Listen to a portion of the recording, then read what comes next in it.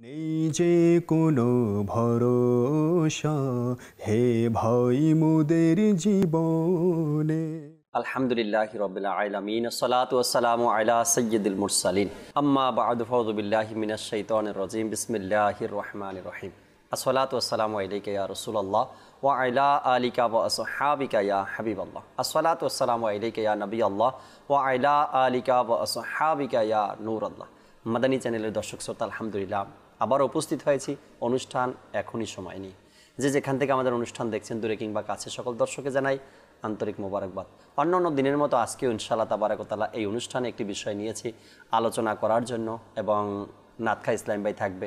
আমরা নাতে রসুলের মকবুল শুনবো এবং মোবালিকে দাওয়াত ইসলামী আমাদের সাথে আছেন। আমরা আলোচনায় আজকের যে বিষয় নিয়েছি এই বিষয় নিয়ে আলোচনাও করবেন, তারা শুনবো, আমরা ইলমেদিন শিখবো। আল্লাহ চায় অনেক কিছু শেখার আজকে আমাদের সৌভাগ্য অর্জন হবে ইনশাআল্লাহ তাবারাক ওয়া তাআলা। নবী আকরাম সাল্লাল্লাহু তাআলা আলাইহি ওয়াসাল্লামের আলিশান ফরমান, যখন তোমরা কোনো কিছু ভুলে যাও তবে আমার উপর দুরূদ শরীফ পাঠ করো, ইনশাআল্লাহ স্মরণে এসে যাবে।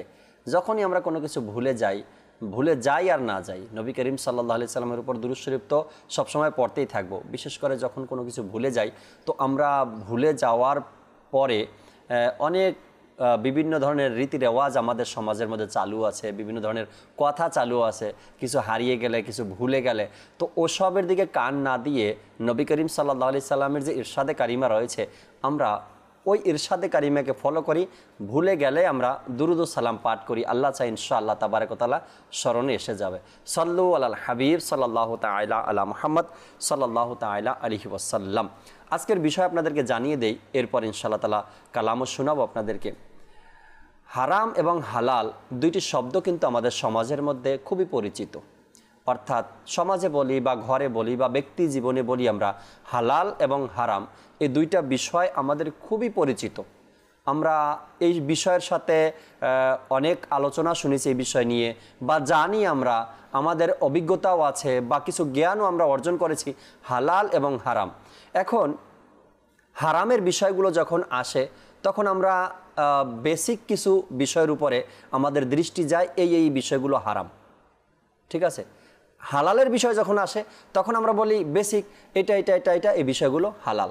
কিন্তু কখনো হালাল উপার্জনের যে ফজিলতের কথা এসেছে কিতাবের মধ্যে, কোরআনে পাকের মধ্যে, হাদিসে মোবারকার মধ্যে, হারামের যে কুফল, হারাম বক্ষণকারীর জন্য যে আযাব রয়েছে, হালাল উপার্জনকারীর জন্য যে সম্মানের কথা বলা হয়েছে, হালাল উপার্জনকারীর জন্য যে নাজাতের কথা বলা রয়েছে বা পুরস্কারের কথা বলা রয়েছে, যখন আমরা ডিপলি এই বিষয়গুলো নিয়ে আলোচনা শুনবো, আলোচনা করব, তখন যাদের মধ্যে এই ভুলটা আছে কি হারাম উপার্জন সহজে করা যায় তাই হারামের দিকে ধাবিত, হালাল উপার্জনের জন্য একটু কষ্ট করতে হয়, একটু পরিশ্রম করতে হয়, এজন্য হালাল থেকে আমরা দূরে।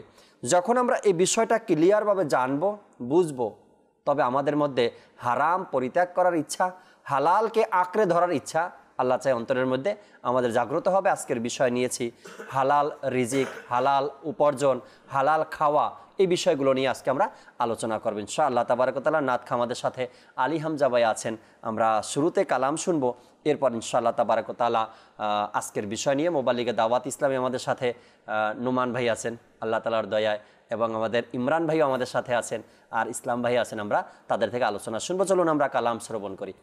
صلی علی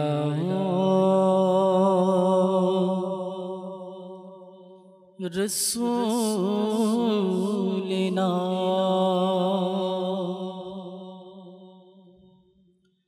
صلی علی محمد صلی علی شفیعنا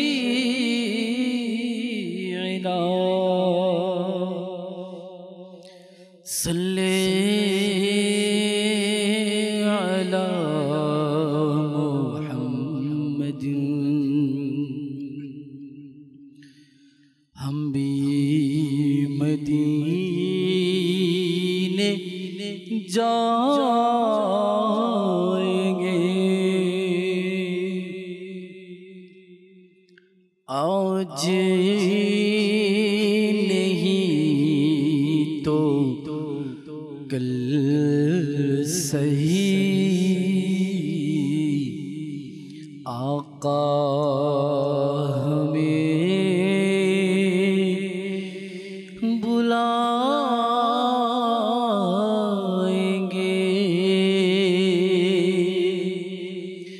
आज नहीं तो कल सही। सल्ले अला रसूलना सल्ले अला मुहम्मदिन। ऐसा सबसे गुंबद वाले मंजूर दुआ करना। ऐसा सबसे गुंबद वाले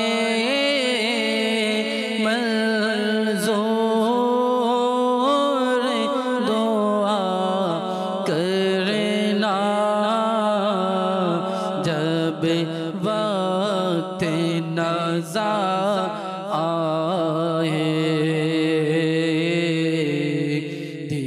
दीदार अता करना।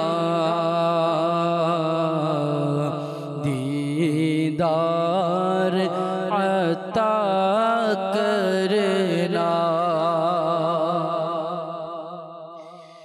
ए नूर खुदा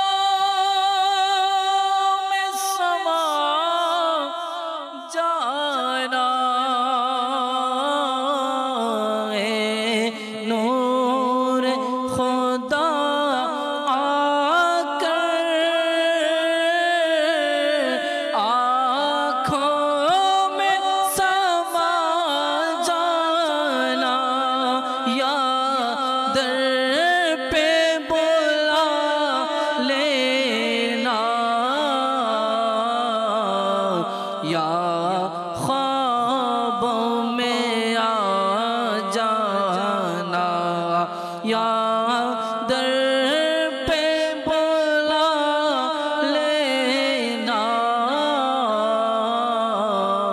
या ख्वाब में आ जाना।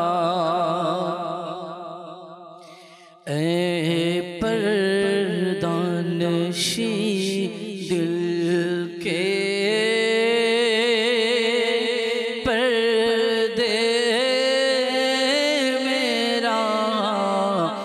करना।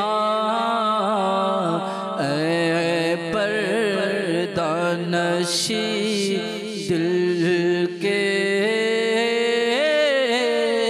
पर्दे मेरा करना। जब वक्त नज़ा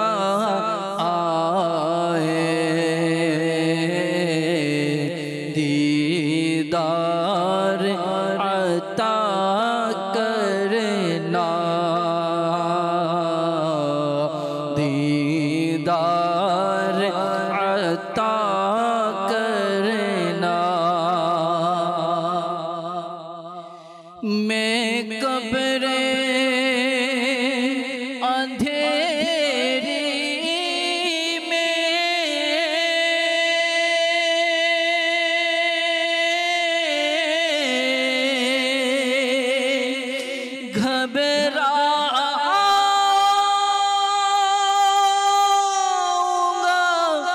जब तन्हा में कब्र अंधेरी में घबराऊंगा।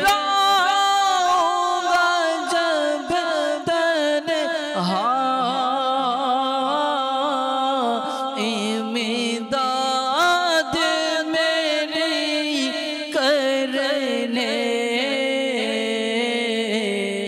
आ जाना रसूलुल्लाह इमदाद मेरी करने आ जाना रसूलुल्लाह रोशन मेरी तुर्बत को ए नूर खुदा करना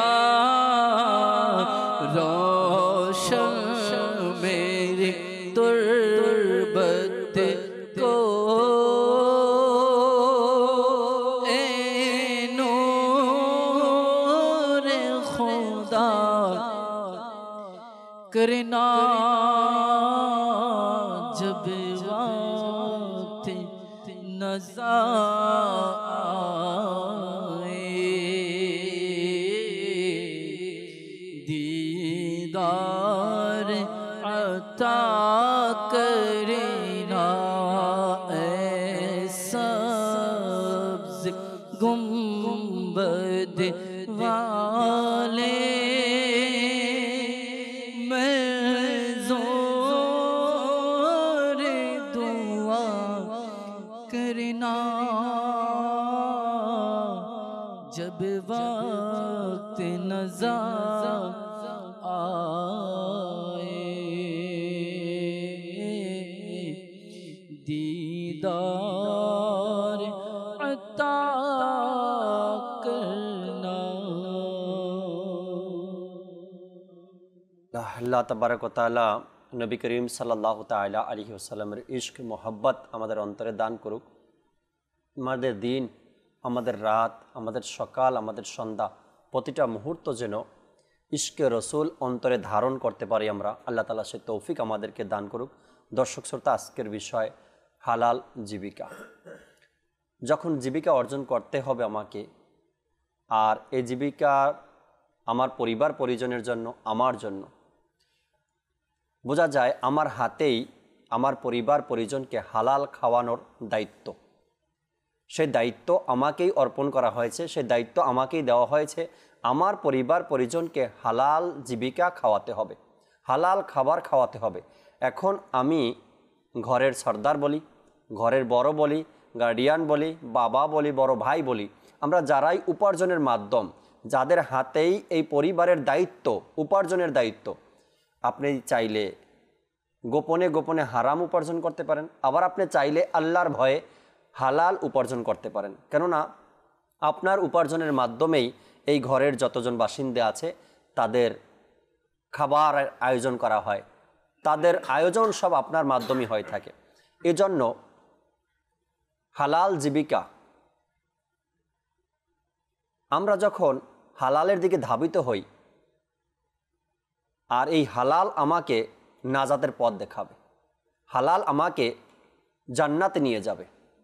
শুনবো আজকে ইনশাআল্লাহ তাআলা মোবাইল লিগে দাওয়াত ইসলামী আমাদের সাথে আছেন, এক একজন করে আমরা আজকের বিষয়গুলো শোনার চেষ্টা করব ইনশাআল্লাহ। শুরু করছি ইসলাম ভাই থেকে, আমরা এখান থেকে শুরু করি, কিছু শুনি, এরপরে বিজ্ঞ মোবাইল লিগে দাওয়াত ইসলামী আছে তাদের থেকেও শুনবো।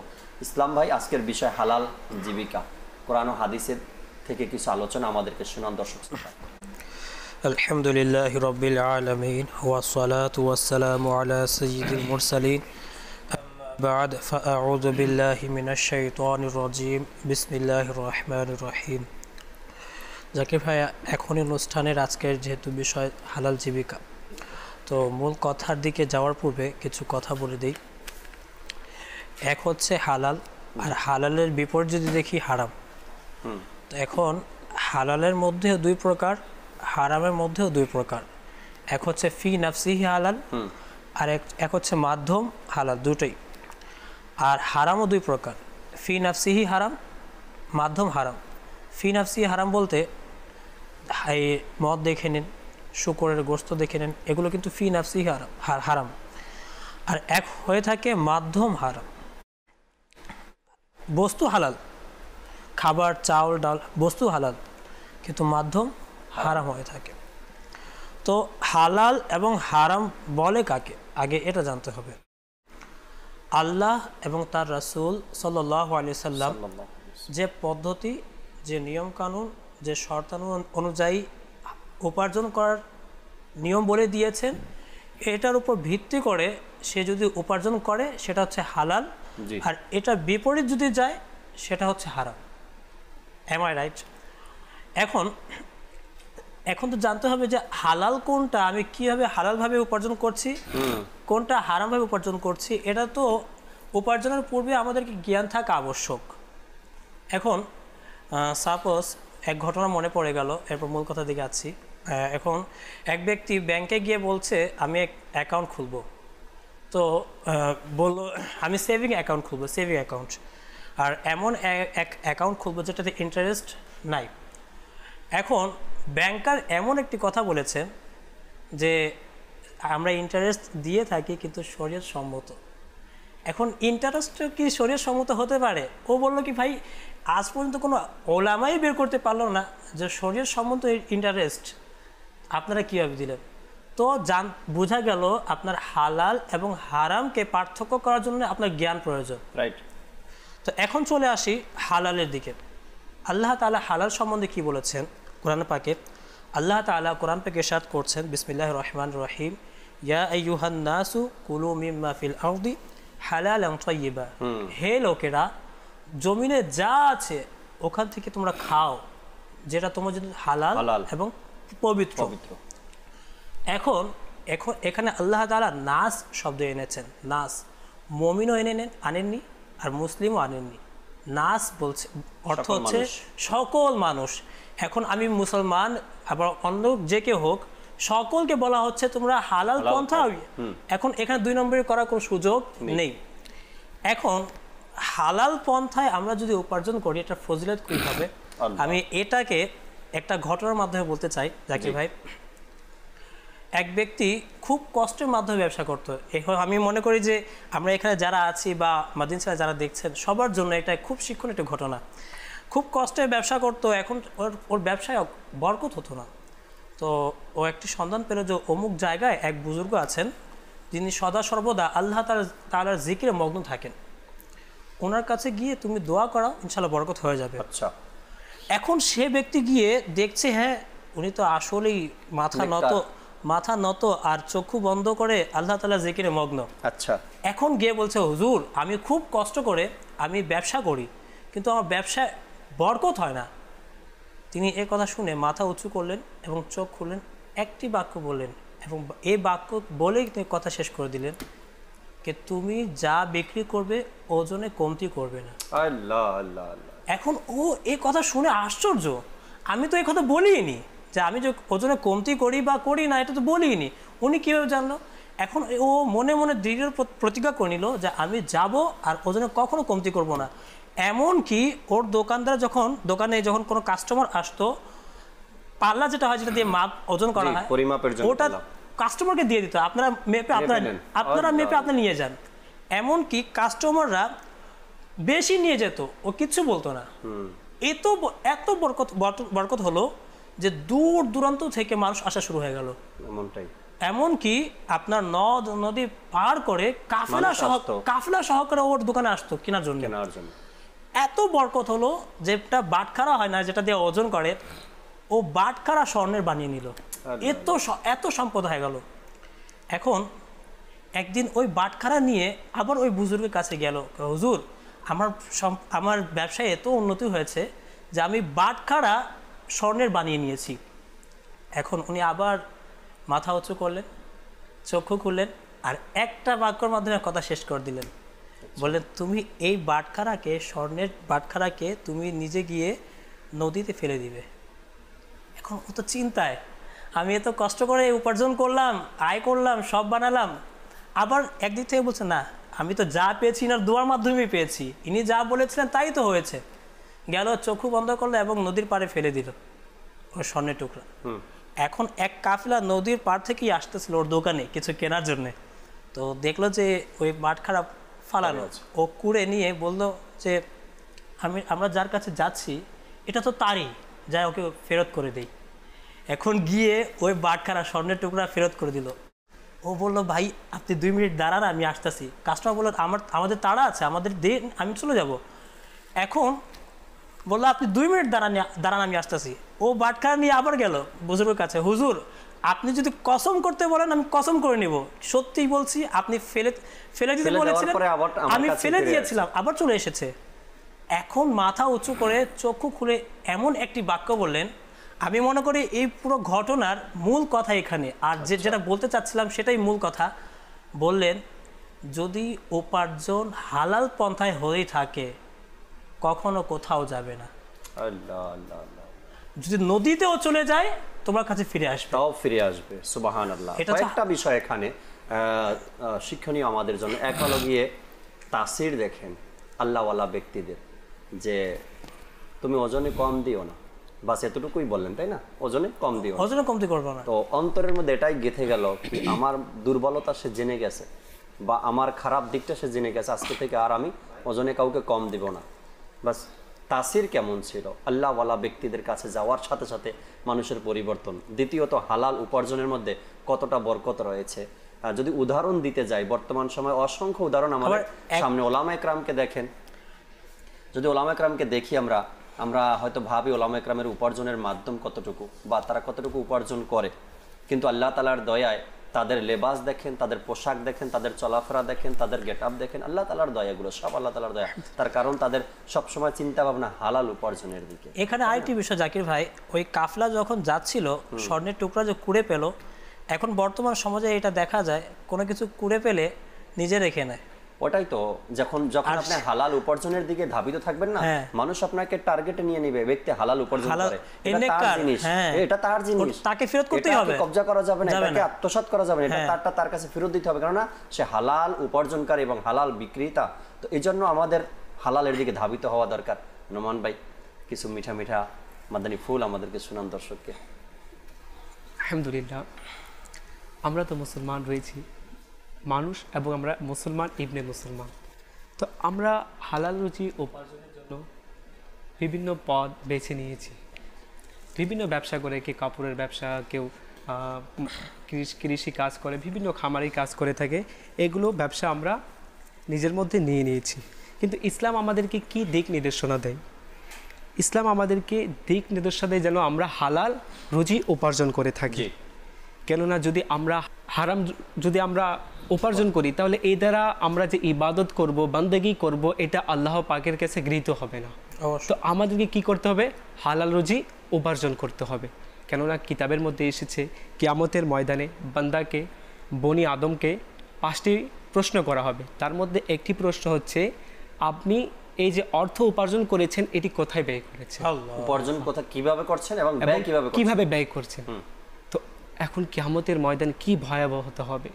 এই জায়গায় সবাই ইয়ানাফসি করবে, বলবে যেন আমি তাড়াতাড়ি মুক্তি পেয়ে যাই। এখন আমি এত সম্পত্তি, নিজের ব্যাংক ব্যালেন্স সব কিছু করতেছি, জমি জামা সব কিছু করতেছি, উদ্দেশ্য মানে টাকা পয়সা রাইট করব। তো আমি যে যদি কিয়ামতের ময়দানে ফেসে যাই, এটা কি আমার হালাল না হারাম, এর পার্থক্য আমাকে জানতে হবে। এই জ্ঞান আমাকে অর্জন করা আমার জন্য ওয়াজিব রয়েছে। রাইট। তো আমি এই জ্ঞান অর্জন করতেছি না, সম্পত্তি যেখান থেকে আসুক, হোক জুয়া খেলে, হোক আর নেশা করে, হোক মদের ব্যবসা করে, যে রকম করে হোক, সম্পদের পর্দা যখন পড়ে যায় না, তো হালাল হারাম কিছু বোঝে না, এইরকম আজ অবস্থা হয়ে আছে।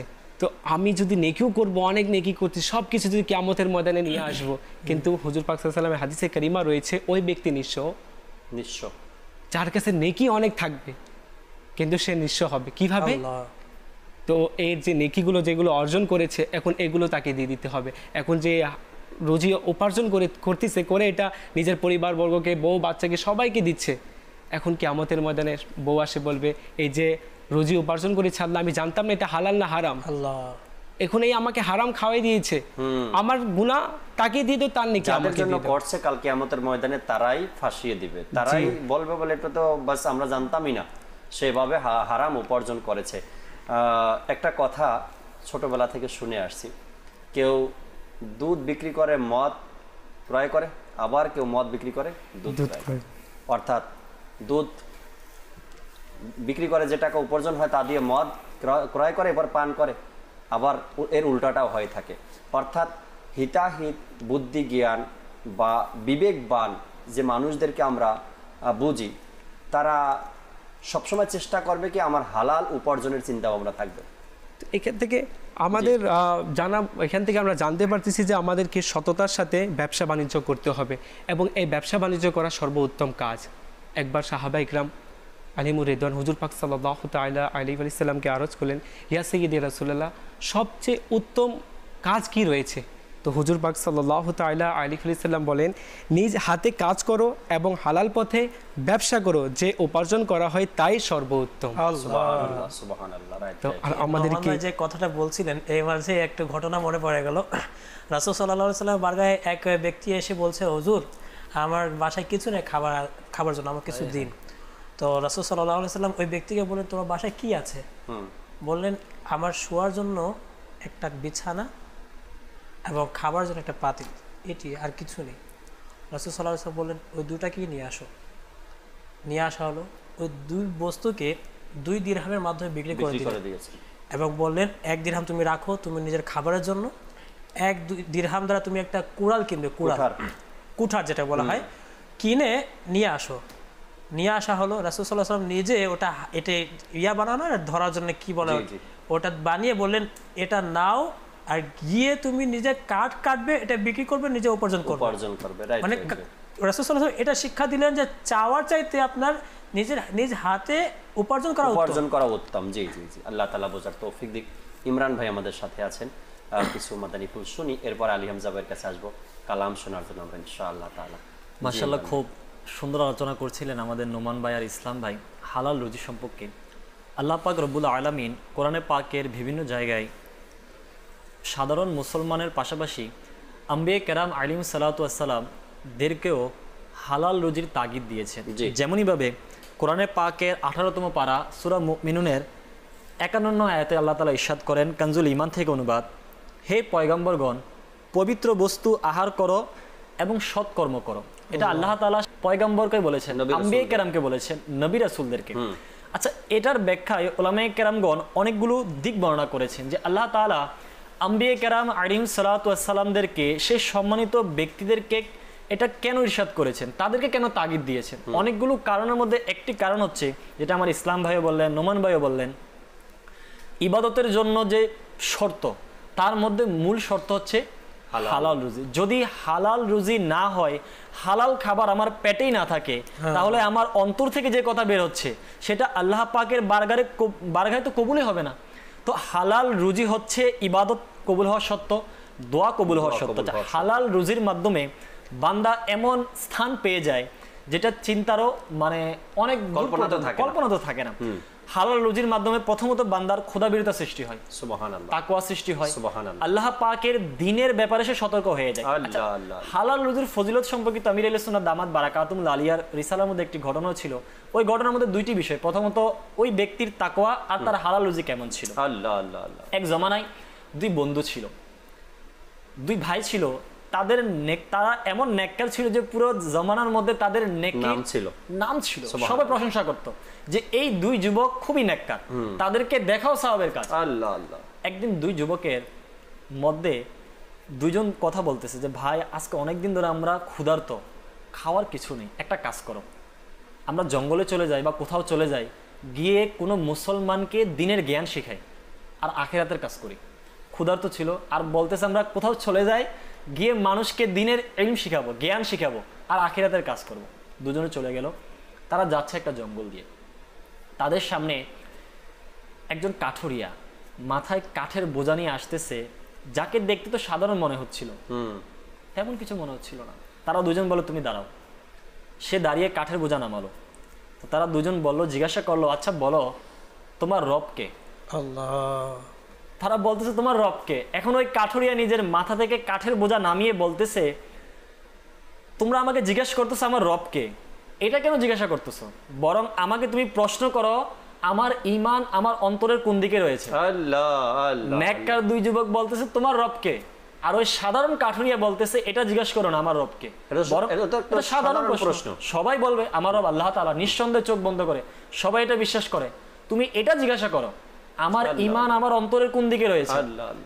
এমন কথা শুনে দুই নেককার যুবক হতবিম্ব হয়ে গিয়েছে। তার এই ব্যক্তি কি বললো এটা? আমরা ভাবছি কি আর সে বলল আমরা কি? ভাবছি কি আর সে বললো কি? সুবহানাল্লাহ। তারা দুইজন এত দূর সফর করে ক্ষুধার্ত অবস্থায় এসেছে মানুষকে দিনের জ্ঞান শিখাবে, এখন তার থেকে শিখে নিচ্ছে তারা। দুই যুবক চুপ হয়ে গেছে। ওই ব্যক্তি বলতেছে, কাঠুরিয়া তোমরা চুপ কেন, আমাকে বলো কিছু। তারা চুপ হয়ে গিয়েছে। তখন ওই ব্যক্তি হাত উঠালো, হে আল্লাহ, দুনিয়াতে এমন কিছু বান্দা রয়েছে যারা হাত উঠালে তুমি দোয়া ফিরিয়ে দাও না, আমি দোয়া করছি আমার এই কাঠগুলোকে তুমি স্বর্ণ বানিয়ে দাও। দোয়া শেষ হয় না, এই কাঠ সাথে সাথে স্বর্ণ হয়ে গিয়েছে। দুই যুবক অবাক হয়ে গিয়েছে, আমরা এত নেককার, আমাদের নেকির এত প্রভাব রয়েছে, আর সাধারণ কাঠুরিয়া দোয়া করছে, কাঠ স্বর্ণ হয়ে গিয়েছে। এর কারণ কি? আচ্ছা দেখেন ওই ব্যক্তি কেমন ছিল কাঠুরিয়া। ওই কাঠুরিয়া কিছুক্ষণ পর আবার হাত উঠেছে, হে আল্লাহ আমি দোয়া করছি এই স্বর্ণগুলোকে তুমি কাঠ বানিয়ে দাও। দোয়া এখনো শেষ হয় নাই, ওই যুবক বলতে লাগলো, তার স্বর্ণগুলো আবার কাঠ হয়ে গেছে। কিছু বলেন নাই, কাঠের বোঝা মাথা নিলেন, তিনি চলে গেলেন। এখন এই ঘটনা থেকে খুব সুন্দর চমৎকার আমিরুল সুন্নাত দামাত বারাকাতুহুল্লাহ নকল করেছেন যে তার মধ্যে প্রথমত তাকওয়া ছিল, আল্লাহ পাকের ভয় ছিল। আর এই আল্লাহ পাকের ভয় তাকওয়া কোত্থেকে অর্জিত হয়েছে? সে কাঠুরিয়া ছিল, হালাল রুজি ইনকাম করছে, তার পেটে যে খাবার ছিল একটা দানা হারামের ছিল না, যার কারণে আল্লাহ তাআলা তাকে সেই মাকাম দিয়েছে। সে দোয়া করেছে, কবুল হয়ে গিয়েছে। সে দোয়া করেছে, কাঠ স্বর্ণ হয়েছে, আবার দোয়া করেছে, স্বর্ণ কাঠ হয়ে গিয়েছে। নেককার যুবকরা তারা ওই ঘটনা থেকে শিক্ষা নিয়ে নিয়েছে। আসলে বাস্তবিক অর্থ এটা, হালালের এমন ফজিলত যেটা বলার মতো না, যেটা আমার দিন ইসলাম ভাই একজন বুজুর্গ আল্লাহর ওলি রাহমাতুল্লাহ ঘটনা শুনিয়েছেন, এবং লাস্টে একটা লাইন বলেছেন যে ওই আল্লাহর ওলি ওই যুবককে বলেছেন যে হালাল রুজি যেটা সেটা তোমার কাছে আসবে। একটা বাস্তবিক ঘটনা জাকির ভাই আমি আপনাকে বলি। আমাদের দুজন ইসলামী ভাই ছিল, দাওয়াত ইসলামের দিনী পরিবেশের দুজন ইসলামী ভাইয়ের বাস্তবিক ঘটনা। একবার তাদের দুজনের প্রচন্ড ক্ষুধা ছিল রাতের বেলা, প্রায় গভীর রাতে তারা এখন একটি ঘর থেকে তারা বের হয়েছে রাস্তায়।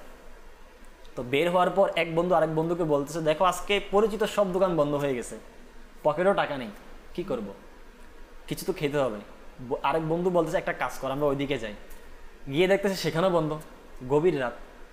তো একজন বন্ধু তার অপর বন্ধুকে বলতেছে, আচ্ছা ভাই একটা কাজ কর, আমরা রুমে চলে যাই, যদি আজকের রাতের খাবার আমার রিজিকে থাকে, রিজিক আমার পায়ের কাছে চলে আসবে।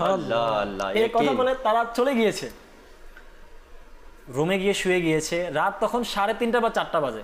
এখন ওই দুইজনের আরেকজন বন্ধু আরেক জায়গা থেকে সফর করে তাদের কাছে আসতেছে, তারা জানতেছে না। তাদের কাছাকাছি এসে সে কল করলো মোবাইলে যে ভাইজান আমি আপনাদের কাছে আসতেছি, আপনাদের জন্য কি কোনো খাবার নিয়ে আসবো?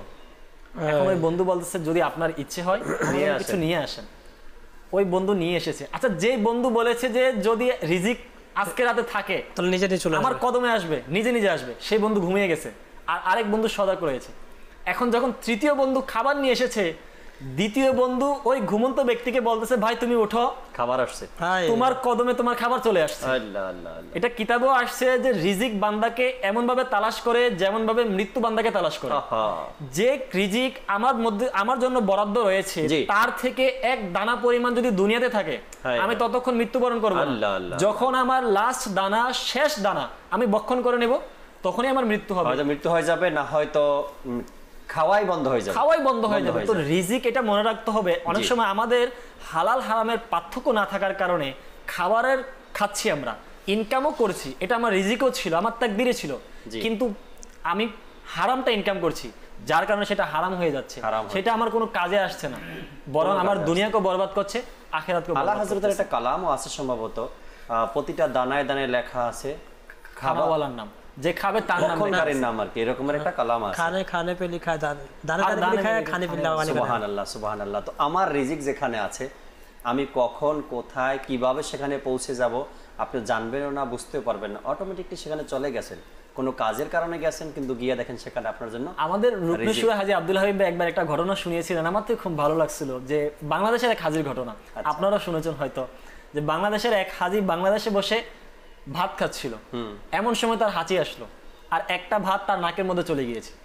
দীর্ঘদিন অনেক চেষ্টা করার পর সে তার নাক থেকে ভাতটা বের করতে পারে নাই, অনেক চিকিৎসা করেছে। দীর্ঘদিন পর সে মক্কাতুল মুকাররমায় গিয়েছে হজের উদ্দেশ্যে, খানে কাবার তাওয়াফ করছে, এমন সময় তার একটা হাঁচি আসলো।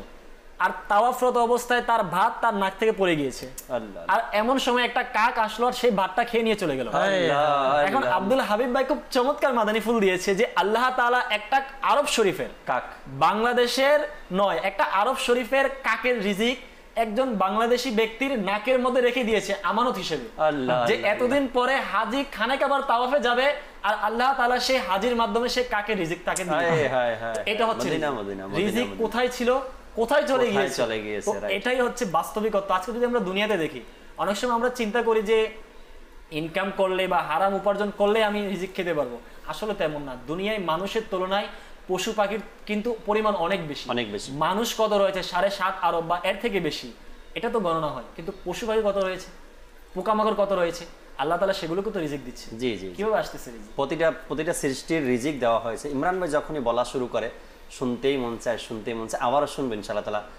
আগে আমরা নাতে রাসূল মকবুল সাল্লাল্লাহু আলাইহি ওয়াসাল্লাম শুনি, এরপর আবারও আজকের বিষয় নিয়ে আলোচনা শুনবো। সাল্লু আলাল হাবিব সাল্লাল্লাহু তাআলা আলা মুহাম্মদ সাল্লাল্লাহু তাআলা আলাইহি ওয়াসাল্লাম। নাতে রাসূল লিখছি আমি, সবুজ গম্বুজ দেখে দেখে, নাতে রাসূল লিখছি আমি, সবুজ গম্বুজ দেখে দেখে, প্রেমে বেকুল কলম খানি, প্রেমে বেকুল কলম কানি, প্রেমে বেকুল কলম খানি, সবুজ গম্বুজ দেখে দেখে,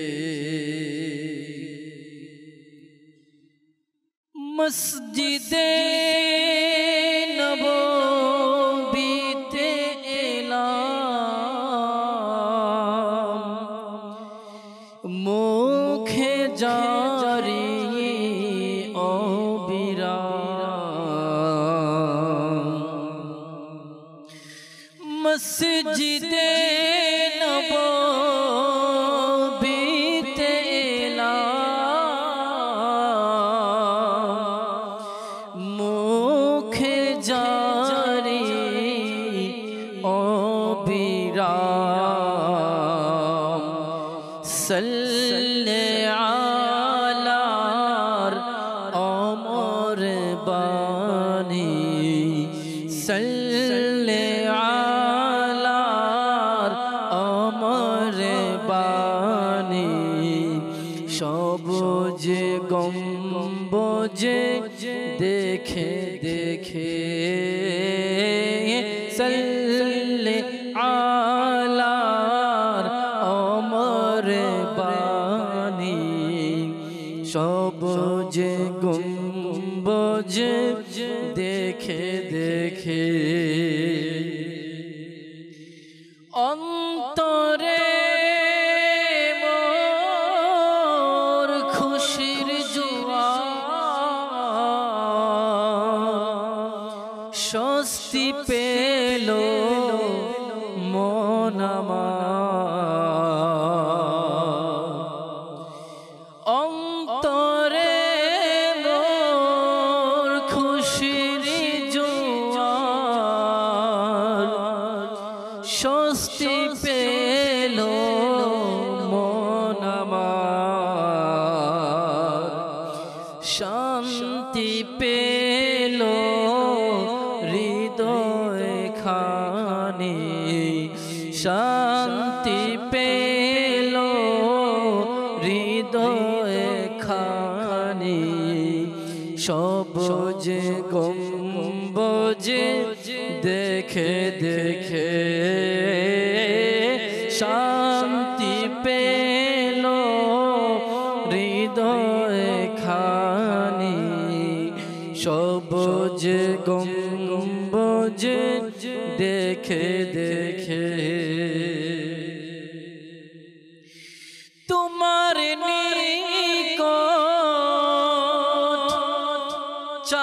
তোমাকে দাও গো সারা ইয়া নবী তোমার নিকট চাই তোমাকে দাও গো সারা ইয়া নবী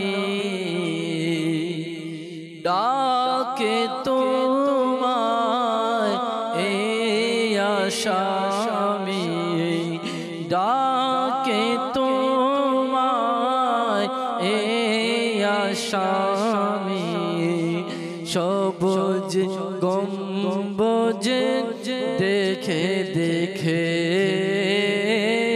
ডাকে তোমায় এই আশামি সবুজ গম্বুজ দেখে দেখে মরি যেন ওই মদিনায় হয় যেন শেষ ঠিকানা মরি যেন ওই মদিনায় হয় যেন শেষ ঠিকানা মদিনার ওই কবরে খানি মদিনার ওই কবরে কাখানি সবুজ গম্বুজ দেখে দেখে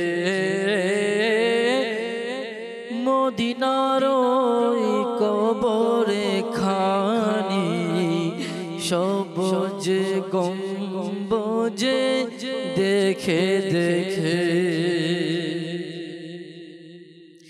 হায় রে আত্মা পারলি না তুই পারলি না করতে বিলি হায় রে আত্মার পারলি না তুই পারলি না করতে বিলি নবীর প্রেমে প্রাণ খানি নবীর প্রেমে প্রাণ খানি সবুজ গম্বুজ দেখে দেখে লিখে रहा हो नाते सरवर सब्ज़ गुंबद देख कर के फितारी है कलम पर सब्ज़ गुंबद देख कर দর্শক শ্রোতার কিছু কল আছে আমাদের সাথে, আমরা কলগুলো শুনবো দর্শক। এরপরে প্রতিদিনের মতো আজকেও একটি প্যাকেজ আছে আমাদের সাথে, আজকের নেক আমল, এই প্যাকেজ আপনাদেরকে দেখাবো। আগে কল শুনি। জি, কল শুনিয়ে দিন। আমি একটি গজল শুনতে চাই। সোনার মদিনা আমার প্রাণের মদিনা, কিন্তু তোমায় ভুলতে পারি না। শোনাবো, সাথেই থাকুন। পরবর্তী কল দেন। আমি নীলফামারী সৈয়দপুর থেকে। আমার নাম মোহাম্মদ জাহাঙ্গীর আলম। আমরা মাদানী চ্যানেল তো দেখি প্রত্যেক দিন, এখনো দেখতেছি, খুব ভালো লাগে। আমি আপনার মাদানী চ্যানেল দেখে আমি এই রোজা ধরছি, নামাজ ধরছি। হুজুরকে একটু নাম দোয়া করতে বলতেছি। মোবারকবাদ আপনাকে। মাদানী চ্যানেল দেখে আপনার মধ্যে পরিবর্তন এসেছে, রোজা নামাজের পাবন্দি করছেন আপনি। আল্লাহ তাআলা কবুল করেনি, এভাবে সাথেই থাকবেন আশা রাখি। পরবর্তী কল দেন। চট্টগ্রাম ৮০০০ টানা থেকে বলছি। এই অনুষ্ঠানের সবাইকে আমার পক্ষ থেকে অনেক ধন্যবাদ। এই ধরনের একটা অনুষ্ঠান আমাদেরকে উপহার দেওয়ার জন্য আমার জন্য দোয়া করবেন। দোয়া করি আল্লাহ তাআলা আপনাকে ভালো রাখুক, সবসময় ভালো থাকেন আর মাদানী চ্যানেলের সাথেই থাকেন। পরবর্তী কল। মোহাম্মদ আলফাজউদ্দিন, মাদানী চ্যানেল আমার খুব পছন্দ, আল্লাহর কাছে দোয়া রাখি অনেক ভালো চ্যানেলটা যেন সারা জীবন থাকে, এই দোয়া শুভকামনা রইল। আমাদের জন্য দোয়া রাখবেন ইনশাআল্লাহ। আমিন আমিন। আল্লাহ তালা কবুল করে নিক, আল্লাহ তালা আপনার হকেও এই দোয়াগুলো কবুল করে নিক। আপনিও ভালো থাকেন, সবসময় পরিবার পরিজনকে নিয়ে ভালো থাকেন, সুস্থ থাকেন, দোয়া করি। পরবর্তী কল। কিশোরগঞ্জ থেকে সবুজ মিয়া বলছি, শুনতে হয়, সাথেই থাকুন। পরবর্তী কল। আমি রাজশাহী থেকে বলছি, আমার নাম কবির। আপনারা যে আজকে হালাল জীবিকার যে আলোচনাটা করছেন, এই আলোচনাটা আমরা বর্তমান সামাজিক প্রেক্ষাপটে হালাল জীবিকাতে কিভাবে ফিরে আসবো, কিভাবে তা কি করতে হবে, এ ধরনের আলোচনা করলে বোধহয় আমরা বেশি উপকৃত হব। Right right. আমরা যেহেতু ফেসে গেছি, আপনার বলার উদ্দেশ্য যেহেতু আমরা ফেসে গেছি হারামের মধ্যে, এখান থেকে কিভাবে ফিরে আসতে পারি এর পন্থাগুলো বলার জন্য আপনি অনুরোধ করছেন। আমরা আলোচনা নিয়ে আসব যে আমরা কিভাবে ফিরতে পারি, হালালের দিকে কিভাবে ফিরতে পারি জানাবো ইনশাআল্লাহ তাআলা। অন্যান্য দিন আমরা একটি প্যাকেজ আপনাদেরকে দেখাই আজকের নেক আমল নামে, আর সেখানে নেক আমল রিসালা থেকে কিছু বয়ান করা হয়। মোবাইল লিগে দাওয়াত ইসলামী তুলে ধরেন আমাদের সামনে। আজকেও একটি প্যাকেজ রয়েছে, আমরা প্যাকেজটা দেখি, এরপরে আজকের যে বিষয় নিয়েছি আমরা আলোচনা করার জন্য আরও কিছু আলোচনা করবো। যে আমাদেরকে ভিডিও প্যাকেজটি দেখিয়ে দিন। সাল্লু আলাল হাবিব সাল্লাল্লাহু তাআলা আলা মুহাম্মদ সাল্লাল্লাহু তাআলা আলাইহি ওয়াসাল্লাম। দর্শকবৃন্দ, উপস্থিত হয়েছি অনুষ্ঠান এখনই সময় আর সেগমেন্ট ৭২ নেক আমলে। দর্শকবৃন্দ, আজকে ইনশাআল্লাহ তাআলা ৭২ নেক আমলের মধ্যে একটি নেক আমল সম্পর্কে আলোচনা করব। 18 নম্বর নেক আমল সম্পর্কে আজকে ইনশাআল্লাহ তাআলা কিছু মাদানী ফুল শ্রবণ করব। প্রথমে আমরা নেক আমলটা শুনি। নেক আমলে রয়েছে, আপনি কি আজ প্রাপ্ত বয়স্কদের মাদ্রাসাতুল মদিনায় কুরআনে কারীম পড়েছেন বা পড়িয়েছেন? দাওয়াত ইসলামের এমন জিম্মাদারগণ যারা তাজবিদ সহকারে কুরআনুল কারীম নাজেরা সম্পূর্ণ করে নিয়েছেন, তারা যেদিন সাংগঠনিক দায়িত্বের কারণে প্রাপ্ত বয়স্কদের মাদ্রাসাতুল মদিনায় অংশগ্রহণ করতে পারবে না, তবে সেদিন এক বা আধা বা পৌনে পারা কুরআনে কারীম তিলাওয়াত করবে। এই যে নেক আমল যেখানে বলা হলো, আজকে কি আপনি প্রাপ্ত বয়স্কদের মাদ্রাসাতুল মদিনায় কুরআনে কারীম পড়েছেন বা পড়িয়েছেন? এটারও অনেক গুরুত্ব রয়েছে। যারা ছোট বাচ্চা, আমাদের ঘরের সন্তান, তারা তো তাদের জন্য আমরা টিচার রেখে অথবা সকালবেলা মক্তবের মধ্যে অথবা দাওয়াত ইসলামের শিক্ষা প্রতিষ্ঠান মাদ্রাসাতুল মদিনাতে ভর্তি করিয়ে তাদেরকে কুরআনে কারীম এর শিক্ষা দিতে পারি। কিন্তু আমরা যারা বড় হয়ে গিয়েছি তাদের তো শেখার সুযোগ তেমন নেই, প্রাতিষ্ঠানিকভাবে নেই। আমরা কি করব? এজন্য আলহামদুলিল্লাহ দাওয়াত ইসলামী এই বিষয়টি চালু করেছে যে বয়স্কদের, যারা প্রাপ্ত বয়স্ক হয়ে গিয়েছে, তাদেরকে কুরআনে কারীম বিশুদ্ধভাবে তাজবিদ সহকারে শিক্ষা প্রদান করা হয়। আমাদের প্রিয় নবী রাসূল আরবি সরকারের দু আলম সাল্লাল্লাহু তাআলা আলাইহি ওয়াসাল্লাম ইরশাদ ফরমান, খায়রুকুম মান তাআল্লামাল কুরআনা ওয়া আল্লামা, অর্থাৎ তোমাদের মধ্যে সবচেয়ে উত্তম সে যে নিজে কুরআন শিখে অপরকে শেখায়। তো এই যে আমাদের এই নেক আমল, যদি আমরা এটার উপর আমল করি, কুরআনে পাক পড়াই অথবা পড়ি, শিক্ষা দেই বা শেখাই, তাহলে আমি উত্তম ব্যক্তির মধ্যে অন্তর্ভুক্ত হব। এক হচ্ছে উত্তম ব্যক্তির মধ্যে অন্তর্ভুক্ত হওয়া, নবী পাক সাল্লাল্লাহু আলাইহি ওয়াসাল্লামের হাদিসের ভাষ্য অনুযায়ী এক এদিকে রয়েছে, পাশাপাশি যারা কুরআনে কারীম পড়তে জানি না তাদের পড়া বা শেখা প্রয়োজন, জরুরি। তো আমরা যারা পড়তে জানি তারা চেষ্টা করি যেন যারা পারে না তাদেরকে শেখাই। আলহামদুলিল্লাহ বাংলাদেশের বিভিন্ন স্থানে মসজিদে আলহামদুলিল্লাহ দাওয়াত ইসলামী মুবাল্লিগগণ বিনামূল্যে ফি সাবিলিল্লাহ, কোনো হাদিয়া না নিয়ে আলহামদুলিল্লাহ যারা প্রাপ্তবয়স্ক রয়েছে তাদেরকে কুরআনে কারীমের শিক্ষা দিচ্ছেন। দর্শকবৃন্দ, আপনাদের কাছে অনুরোধ, যদি আপনারা এমন মনে হয় যে না আমি কুরআনে কারীম বিশুদ্ধভাবে নিজে জানি, পড়তে পারি, তাহলে আপনি অপরকে, যিনি পারে না তাদেরকে শিক্ষা দিন। আর যদি আপনার মনে হয় যে না আমি পারি না, আমার শিক্ষা দরকার, তাহলে দাওয়াত ইসলামের সাথে যোগাযোগ করুন। ইনশাআল্লাহ তাআলা আপনাকে উত্তম ব্যবস্থার মাধ্যমে কুরআনে কারীমের শিক্ষা প্রদান করবে। তো এটা আমাদের দৈনন্দিন রুটিনের একটি বিষয় যে কুরআনে পাকের তেলাওয়াত করা। তো তেলাওয়াত তো তখন করব যখন আমরা জানব। আল্লাহ তাআলা আমাদেরকে কুরআনে কারীমের তেলাওয়াত করার তৌফিক দান করুক, আমিন। বিজাহিন নবীল আমিন সাল্লাল্লাহু তাআলা আলাইহি ওয়াসাল্লাম। সাল্লু আলাল হাবিব সাল্লাল্লাহু তাআলা আলা মুহাম্মদ সাল্লাল্লাহু তাআলা আলাইহি ওয়াসাল্লাম। মাশাআল্লাহ। আমাদের সোহেল মাদানী ভাই খুবই চমৎকার ভাবে আমাদেরকে বুঝিয়েছেন মাদ্রাসাতুল মদিনা প্রাপ্তবয়স্কদের জন্য যেটা উপযুক্ত ইসলামী ভাই যারা আছেন তাদেরকে দাওয়াত ইসলামীর মহলের মধ্যে আলহামদুলিল্লাহ কোরআনে পাক শিক্ষা দেওয়া হয়। আর এটা প্রতিদিন দরকার, কোরআনে পাকের তেলাওয়াত করা, শিখানো। আল্লাহ তাবারক ওয়া তাআলা আমাদেরকেও এই নেক কাজের মধ্যে অংশগ্রহণ করা সে তৌফিক আল্লাহ আমাদেরকে দিক। যারা আমরা কোরআন পড়তে পারি আমরা অপরকে শিখাই, যারা পড়তে পারি না আমরা অন্য কারো থেকে শিখি যারা ভালো মতো কোরআন পড়তে পারে। আর এই কাজ দাওয়াত ইসলামী আমাদেরকে দিয়েছেন সবার জন্য, এটা সবার জন্য। আমি পারি না আমি শিখি, আবার আমি পারি আমি অন্য কাউকে শিখাই। বাস এর মাধ্যমে কোরআনের যে এক মোহাব্বত, কোরআনের যে আলো, কোরআনের যে ভালোবাসা এটা ঘরে ঘরে পৌঁছে যাবেন ইনশাআল্লাহ তাবারক ওয়া তাআলা। আজকের বিষয় আমরা নিয়েছিলাম হালাল জীবিকা। ইসলাম ভাই থেকে আরও কিছু কথা শুনি যাতে করে আমরা নিজেকে হারাম থেকে বাঁচাতে পারি আর হালালের দিকে আমি ধীরে ধীরে ধাবিত হতে পারি। জি ইসলাম ভাই। বিষয়ের উপরে কথা হচ্ছিল, যেহেতু আমাদের নোমান ভাই, আমাদের ইমরান ভাই হালাল উপার্জনের ফজিলত সম্বন্ধে বলে দিয়েছেন। এখন তো হালাল সম্বন্ধে শুনে তো একটা মনে আগ্রহ জাগে, তো একটু হারামের ভয়াবহতা সম্বন্ধে কি এসেছে এই সম্বন্ধে তো জানা উচিত। কেননা যদি ভয়াবহতা সম্বন্ধে জেনে নেই তাহলে আমরা হালালের দিকে ধাবিত হতে পারবো। বলা হয়েছে আল্লাহ তাআলার নৈকট্য অর্জনের জন্য দুটো জিনিসের আপনি সুস্থ সবল থাকা আবশ্যক। দুটি জিনিসের, এক হচ্ছে শরীর দেহ, দ্বিতীয় হচ্ছে রূহ, যেটাকে আমরা বলা হয় রুহানিয়াত কলব। এখন দেহকে সুস্থ রাখার জন্যে তার সময় অনুযায়ী সুস্থ সবল পুষ্টিকর খাবার দিতে হয় তাকে।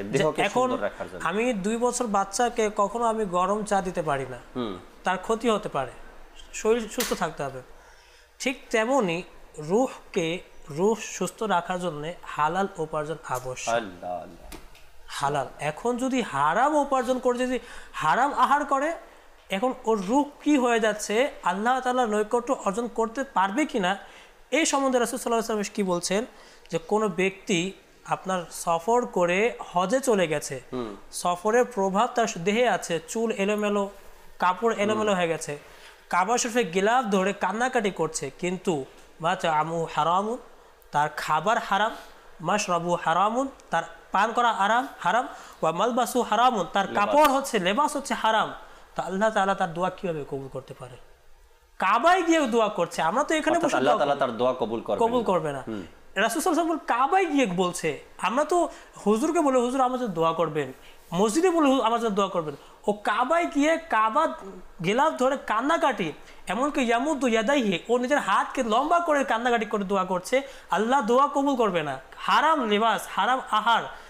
আর এক হাদিসে এমনভাবে এসেছে, রাসূল সাল্লাল্লাহু আলাইহি ওয়াসাল্লাম ইরশাদ করেছে যে তোমরা যখন পর্যন্ত এটা দেখবে না যে লোকেরা হারাম এবং হালালের মধ্যে পার্থক্য করা ভুলে গিয়েছে, ততক্ষণ পর্যন্ত, মানে এটা পার্থক্য করা যখন ছেড়ে দিবে, বুঝে নিবে যে সন্নিকটে কিয়ামত।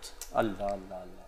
মানে আমরা হালাল খাচ্ছি এই মনে করে, আমি যা খাচ্ছি চিন্তাই করি না। আমার জন্য আমির সুন্নাত এক ঘটনা মনে পড়ে গেল। আমির সুন্নাত হজে গিয়েছিলেন, তো আমির সুন্নাতকে একটি খাবার, এক পাত্রে খাবার এনে দেওয়া হলো। আমির সুন্নাত জিজ্ঞেস করলেন খাবার কে দিয়েছে? বললো অমুক ব্যক্তি।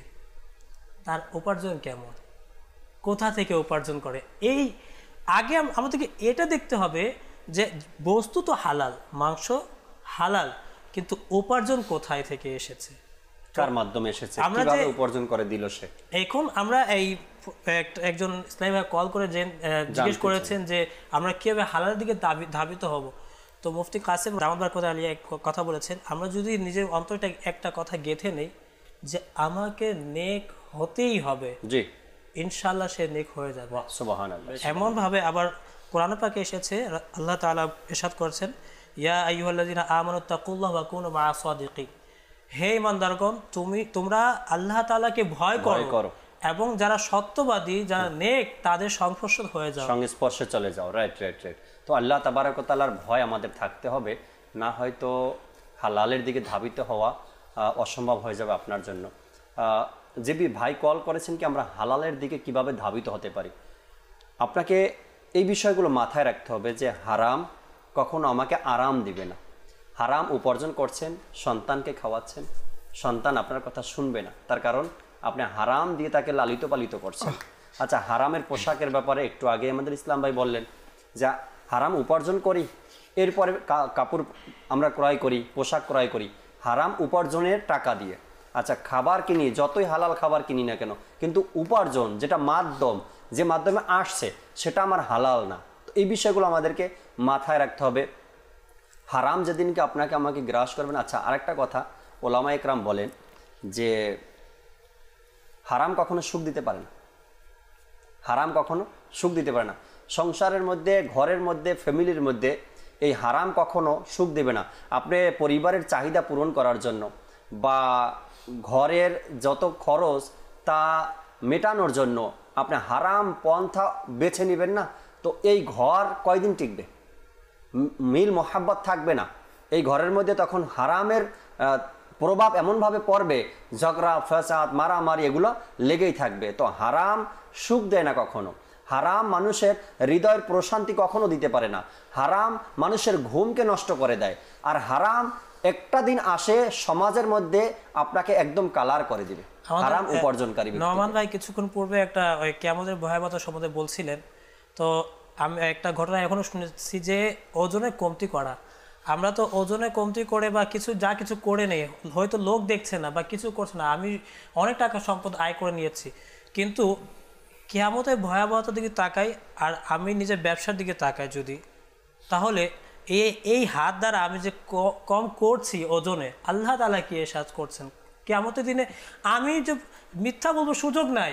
আল্লাহ তাআলা বলছে আল ইয়াউমা নাখতিমু আলা আফওয়াহিম, আমি ওই কিয়ামত দিবসে তাদের মুখে মোহর লাগিয়ে দিব, ওয়া তুকাল্লিমুনা আইদিহিম, তাদের হাত কথা বলবে, তাদের হাত কথা বলবে। এবং হাত ও তো কথা বলতে পারছে না কিয়ামতের দিবসে, এখন হাত যে কথা বলবে শয়তান কি করবে, ওয়া তাশহাদু আরজুলুহুম, তাদের পা সাক্ষী দিবে। জি, তো এই ভয়াবহতার দিকে যে আমরা তাকাই যে আমি কি করছি, এখন তো আমি বেঁচে যাচ্ছি না, খাও হালাল বা এটা মিথ্যা বলে, কিন্তু কিয়ামত দিবসে কি হবে? এখানে কিছু শরঈ মাসলা মাসাইলও আছে দর্শক শ্রোতা। হারামকে হারাম জানতে হবে। যদি আপনি হারামকে হালাল জেনে খেলেন তো এর সাজা, এর শাস্তি কি আছে বুঝে নেবার। হারাম যেটা, এক হলো না জেনে হারাম খাওয়া, আর একটা হলো জেনে শুনে হারাম খাওয়া। তো এক একটার দিক এক এক রকম ইসলাম শরীয়ত আমাদেরকে বয়ান করছেন বা বুঝিয়েছেন। যেটা হারাম সেটাকে হারাম জানা এবং যেটা হালাল সেটাকে হালাল জানা, দুইটাকে আলাদা বয়ান করা হয়েছে। আমরা নোমান ভাইয়ের কাছে আবারও আসবো। নোমান ভাই কিছু বলতে চাচ্ছেন আমাদেরকে? মাশাআল্লাহ, ইসলাম ভাই অনেক সুন্দর আলোচনা করতেছিলেন। এই জায়গায় আল্লাহ পাক আমাদেরকে কি বলেন হালাল রুজি উপার্জনের ক্ষেত্রে। কিছুক্ষণ আগে আমাদের ইমরান ভাই উৎসাহিত করলেন দুইটি ঘটনা দিয়ে। এই ঘটনা আশা করি মাদিনী চ্যানেলের দর্শকবৃন্দ অনেকে শুনেছে, এর উপর আমলও করবে। তো এখানে আল্লাহ পাক কুরআনে কারীমে আমাদেরকে বিশেষভাবে উৎসাহিত করতেছেন হালাল রুজি উপার্জনের ক্ষেত্রে। সূরা নিসার 29 নম্বর আয়াতে আল্লাহ পাক ইরশাদ করেন, হে ঈমানদারগণ, তোমরা এক অপরের সম্পদ অন্যায়ভাবে ভক্ষণ করো না, কেবলমাত্র তোমাদের পরস্পরের সম্মতিক্রমে যে ব্যবসা করা হয় তা বৈধ। আল্লাহ আল্লাহ। তো আজ আমরা কিভাবে শিখব বৈধ ব্যবসা? আমরা শুনেছি, কিতাবে পড়েছি, কিছুক্ষণ আগে আমরা এই বিষয়ে আলোচনা হতেছিল, আম্বিয়া ইকরামরাও হালাল ব্যবসা উপার্জন করেছেন। তো আমি এক ব্যক্তির কথা বলবো, অনেক বড় ইমামে আবু হানিফা রহমাতুল্লাহ আলাই, এনার একটি ঘটনা রয়েছে, খুবই চমৎকার ঘটনা রয়েছে। ইনি ব্যবসা করতেন এক বুজুর্গ রহমাতুল্লাহ আলাইর সাথে। সে বুজুর্গ রহমাতুল্লাহ আলাই বলতেছেন, আমার সাথে যখন ইমামে আবু হানিফা রহমাতুল্লাহ আলাই ব্যবসা করতেন, কাপড়ের ব্যবসা, তো আমাকে জানিয়ে দিতেন এই মাল দেওয়ার আগে এই মালে এই ত্রুটি রয়েছে, তুমি এই মাল যখন সেল করবা তো সেল করার আগে তাকে জানিয়ে দিবা এই মালে এই ত্রুটি রয়েছে। তো একবার সে ব্যক্তি ভুলে গেলেন, সে মাল দিয়ে দিলেন। এই সম্পর্কে ইমামে আবু হানিফা রহমাতুল্লাহ আলাই তাকে জিজ্ঞাসা করলেন, জানতে পারলেন, তো বললেন আমি তো সে মাল দিয়ে দিয়েছি, কিন্তু ত্রুটির বিষয়ে আমি ব্যাখ্যা করতে পারি না। তখন ইমামে আবু হানিফা রহমাতুল্লাহ আলাই সে মালের যত টাকা আয় হয়েছিল এগুলো সাদকা করে দিলেন। সুবহানাল্লাহ, রাইট। ইমামে আজম রহমতুল্লাহি তাআলা আলাইহি নিজেও ব্যবসায়িক ছিলেন, একজন অনেক বড়, এবং হালালের প্রতি তাদের যে খেয়াল ছিল, যতটুকু গুরুত্ব দিত হালালের ব্যাপারে, যাতে করে এক পয়সাও এর মধ্যে মিশ্রিত না হয় হারাম। আর তারা হারাম থেকে বাঁচার কারণেই তো এক একজন আল্লাহ তাবারক ওয়া তাআলার কত বড় পছন্দনীয় বান্দা হয়েছেন এবং ওলি হয়েছেন। ইমরান ভাই কিছু মাদানী ফুলের পর যাবো আমরা আলিহাম যাবো এর কাছে, অনুরোধের কিছু কালাম ছিল তা শুনবো ইনশাআল্লাহ। আসলে নোমান ভাই যে বলল ইমাম আজম আবু হানিফা রাহমাতুল্লাহের ঘটনা, এটা থেকে আমরা বুঝতে পারলাম যে বুজুর্গানের দিনরা হালাল উপার্জনের ব্যাপারে কতটুকু সতর্ক ছিলেন। এটাও একটা বিষয় রয়েছে যে আমাদের আকাবিরগণ, আমাদের বুজুর্গানের দিনরা হালাল উপার্জনের ব্যাপারে অনেক সতর্ক ছিলেন। তারপরে আচ্ছা, কিছু মানুষ পাওয়া যায় এমন যাদের ইনকামটা হালাল, কষ্ট করতেছে, তাদের যে উপার্জন সেটা অনেক কষ্টের মাধ্যমে উপার্জিত হচ্ছে, জি, কিন্তু সামান্য কিছু ভুলের কারণে, সামান্য কিছু একটা সমস্যার কারণে তাদের পুরো যে ইনকাম পুরোটাই হারাম হয়ে যাচ্ছে। প্রথমত নোমান ভাই যেটা বলছে ইমামে আজমের ঘটনাটা, বুজুর্গানের দিন কেমন সতর্ক ছিলেন। নিগরানেশ্বরা হাজি ইমরান তাই দামাত বারাকাতুম লালের একটা বয়ান চলছিল, আমি শুনলাম যে এক জামানায় এক আল্লাহর ওলি ছিলেন, যিনি চিনির ব্যবসা করতেন, চিনির ব্যবসা। তো এখন আমরাও জানি আমাদের বাংলাদেশ সহ বিভিন্ন দেশের মধ্যে জিনিসপত্রের দাম কিন্তু চড়াও হয়ে গিয়েছে, অনেক বেড়ে গিয়েছে। ওই জামানার মধ্যে আল্লাহর ওলি চিনির ব্যবসা করতেন। তো তার যে খাদিম ছিল, কর্মচারী ছিল, সে বলতে লাগলো হুজুর কয়েক মাস পর সম্ভাবনা রয়েছে চিনির দাম বেড়ে যাবে, আপনি একটা কাজ করেন, খেজুর গাছ এখন থেকে লাগিয়ে, আপনার যে কিশোর গাছ, আখ গাছ, এগুলো এখন থেকে বেশি করে লাগিয়ে দেন, যাতে পরবর্তীতে যখন কমতি হয়ে যাবে, দাম বেড়ে যাবে, তখন যেন আপনি বিক্রি করতে পারেন। এই আল্লাহ বলেন ঠিক আছে লাগিয়ে দাও। অনেক বেশি পরিমাণে আখ গাছ লাগিয়ে দেওয়া হলো। কিছুদিন পর তাই ঘটলো, পুরো জমানার মধ্যে জিনিসপত্রের দাম বেড়ে গেছে, এখন চিনির দামও বেড়ে গিয়েছে। ওই আল্লাহর ওলির যে কর্মচারী ছিল সে কি করলো, বেশি দামে, একটু বেশি দামে চিনি বিক্রি করা শুরু করে দিল। চিনি বিক্রি হয়ে গিয়েছে, সব হয়ে গিয়েছে, অনেক পরিমাণ অর্থ পেয়েছে। তখন ওই আল্লাহর ওলি কিছুক্ষণ পর চিন্তা করতে লাগলো, আমি জিনিসপত্রের দাম বেড়ে যাওয়ার কারণে চিনির দাম বেড়ে গিয়েছে, আমি এটাকে ডবল দ্বিগুণ দামে বিক্রি করেছি, কিন্তু চিন্তার বিষয় এটা, আমি যখন আখ গাছ লাগিয়েছিলাম তখন তো চিনির দাম এটা ছিল না, তখন চিনির দাম এর কম ছিল, আর এখন যখন আমি ওই আখ গাছের চিনি এখন বিক্রি করছি এটার দাম দ্বিগুণ হয়ে গিয়েছে। এটা কিভাবে হয়? ওই আল্লাহ আলী তার কর্মচারীকে ডাকলেন, যাদের কাছে তিনি চিনি বিক্রি করেছেন সবাইকে আবার তার দাম ফিরিয়ে দিয়ে দিয়েছেন।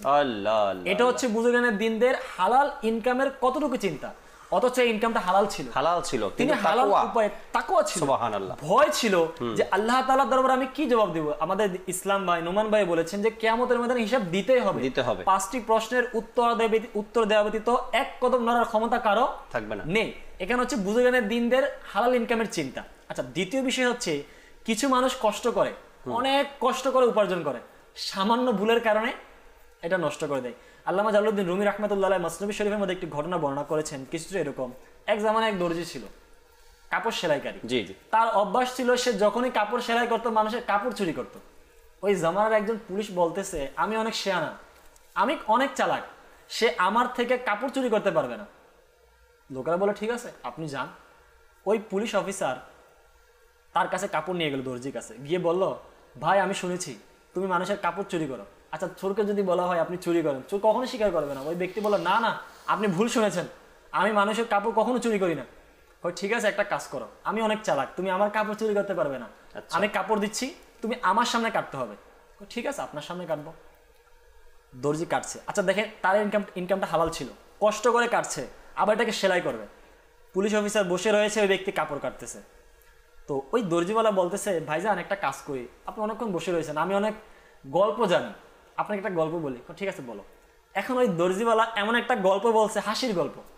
শোনার পর ওই পুলিশওয়ালার অনেক হাসি পাইছে, সে হাসতে হাসতে মাটির দিকে তাকাইছে। এই সুযোগে দর্জিওয়ালা একটা কাপড়ের টুকরা কেটে তার কাছে রেখে দিছে। অফিসার রেখে দিছে। ওই অফিসার বলতেছে, ভাই তুমি তো অনেক সুন্দর গল্প বলো, আরেকটা গল্প বলো। সে আরেকটা গল্প বলছে, আবার তার হাসি পাইছে, আবার মাটির দিকে তাকাইছে, আবার সে চুরি করে একটা টুকরো কাপড় কেটে রেখে দিছে। ওই অফিসার কয়েকটা গল্প শোনার পর এ অনেক কাপড় কেটে নিছে। অফিসার বলতেছে, ভাই দর্জিওয়ালা একটা কাজ করো না, আরেকটা গল্প বলো। দর্জিওয়ালা বলতেছে, ভাই আমি তো গল্প বলতে পারবো কিন্তু আপনার কাপড় থাকবে না, আপনার কাপড় তো ছোট হয়ে যাবে। জাকির ভাই বিষয়টা আমি এটা বুঝাতে চাচ্ছি, বাস্তবিক অর্থে দর্জি যে কাপড় কাটছে, সারাদিন পরিশ্রম করে সেলাই করছে, অনেক সময় হাতও কেটে যায়, অনেক সময় পায়ের মধ্যে ক্ষত হয়ে যায়, অনেক কষ্টের পরও ইনকাম করতেছে হালাল। সামান্য পরিমাণ 1 ইঞ্চি 2 ইঞ্চি 1 গজ আধা গজ কাপড়ের জন্য তার ইনকামটাকে সে হারাম করে দিয়েছে, পুরোটাই হারাম হয়ে যায়। এই জন্য আমাদের উচিত হচ্ছে সবসময় চিন্তা রাখা, হালালের মধ্যে বরকত, হারাম আমি আধা গজ কাপড় বা 1 কাপ চাউলের মধ্যে আমি 5 গ্রাম 10 গ্রাম চাউল কম দিলাম, এটার মধ্যে আমার কি বরকত রয়েছে? কোনো বরকত নাই। নবী পাক সাল্লাল্লাহু আলাইহি সাল্লামের হাদিসে মুবারাকা রয়েছে, যদি কোনো ব্যক্তি হালাল উপার্জনের জন্য লজ্জাজনক স্থানে যায় তাহলে তার গুনাহগুলো শুকনো গাছের পাতার মতো ঝরতে থাকে। তো এখানে চিন্তার বিষয় হচ্ছে সদা সর্বদা হালাল ইনকামের বিষয় আমাদের মাথায় সবসময় রাখতে হবে, যাতে করে আমরা হালাল উপার্জন করতে পারি এবং হালালটাই খেতে পারি। আমরা আলী হামজা ভাইয়ের কাছে আসবো। আলী হামজা ভাই আমাদেরকে অনুরোধের যে কালামগুলো ছিল কলের মাধ্যমে এই কালামগুলো শোনাব ইনশাআল্লাহ তাআলা। এরপরে আমির আহলে সুন্নাতের মাদানী মুজাকারা নিয়ে কিছু কথা বলবো দর্শকের সাথে ইনশাআল্লাহ তাআলা।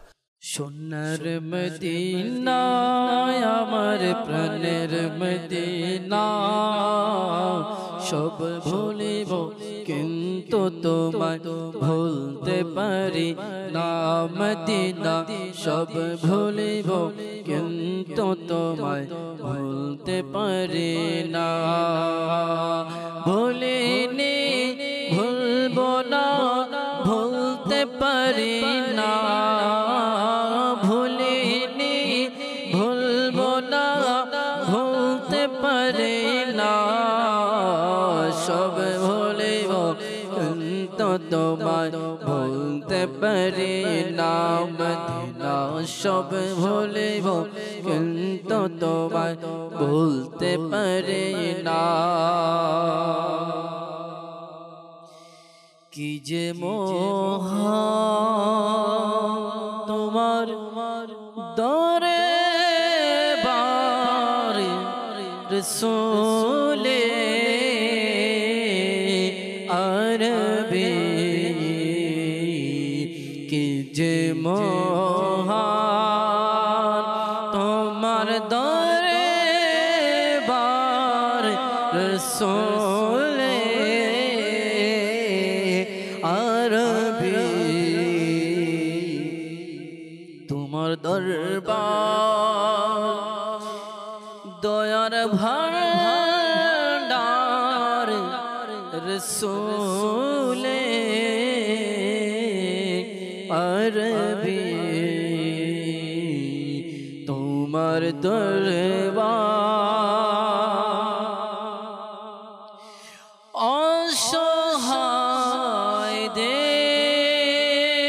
অসহায়দের তুমি সহায় রসূলে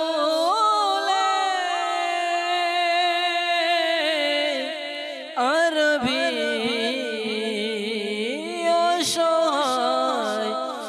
অসহায়দের তুমি সহায় রসূলে আরবি। দুঃখীদের প্রতি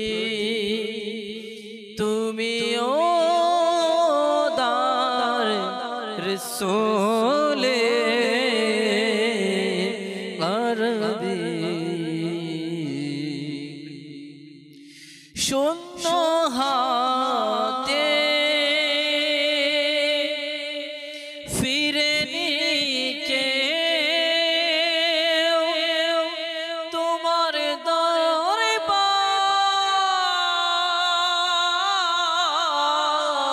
হতে। শূন্য হাতে ফিরেনি কেউ তোমার দরবার হতে। কতই মহান তোমার দরবার রসূলে আরবি। কি যে মহান তোমার দরবার রসূলে আরবি।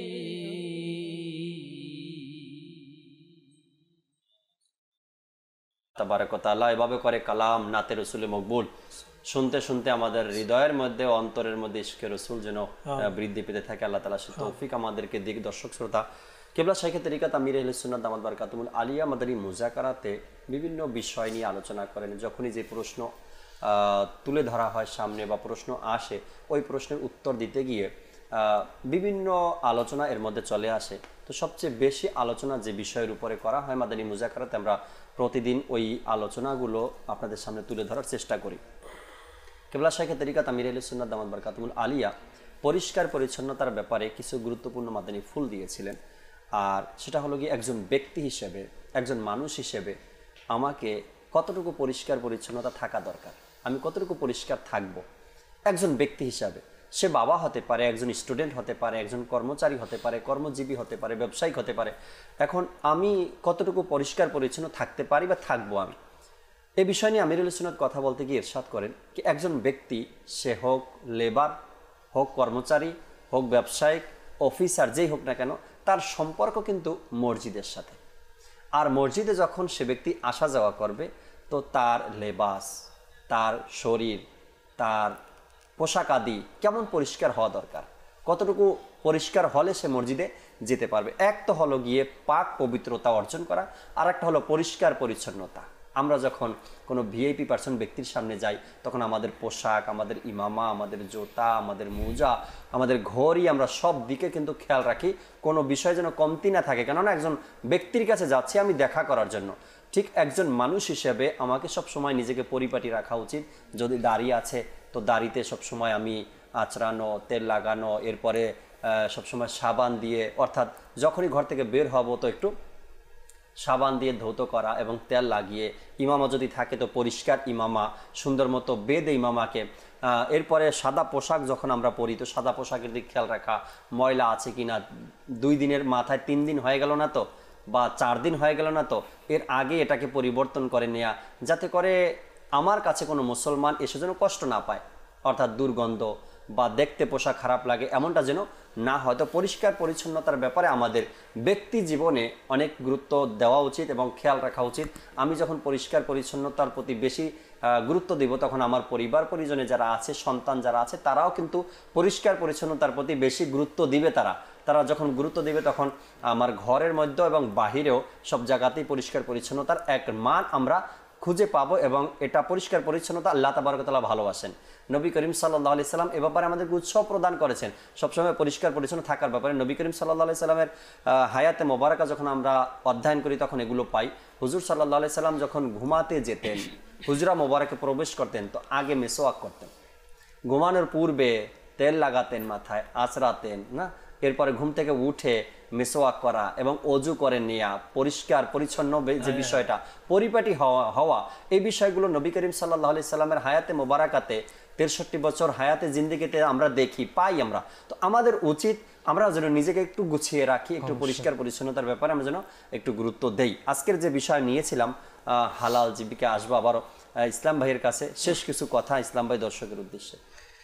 দেখবে আমরা প্রথমে হালাল উপার্জনের ফজিলত সম্বন্ধে শুনে নিয়েছি, আবার এরপরে আমরা হারাম উপার্জনের ভয়াবহতা সম্বন্ধে শুনে নিয়েছি। এখন হালাল রিজিকে বরকত হয়, এটাও তো আমাদের জানা অবশ্যই। যখন জানবো তখনই হালালের প্রতি আমাদের অন্তর ধাবিত হবে অবশ্যই। তো এটা সম্বন্ধে 2টো হাদিস রয়েছে। একদা রাসূল সাল্লাল্লাহু আলাইহি সাল্লাম বারগাহে হযরত আব্দুর রহমান বিন আউফ রাদিয়াল্লাহু তাআলা তিনি উপস্থিত হয়ে বললেন, ইয়া রাসূলুল্লাহ সাল্লাল্লাহু আলাইহি সাল্লাম, আমার বাসায় খুবই অভাব রয়েছে, খুবই অভাব। আচ্ছা। এবং এর পাশাপাশি আমার ছেলেকে মুশরিকরা কিডন্যাপ করে নিয়ে গিয়েছে। আল্লাহ, এখন আমি কি করতে পারি?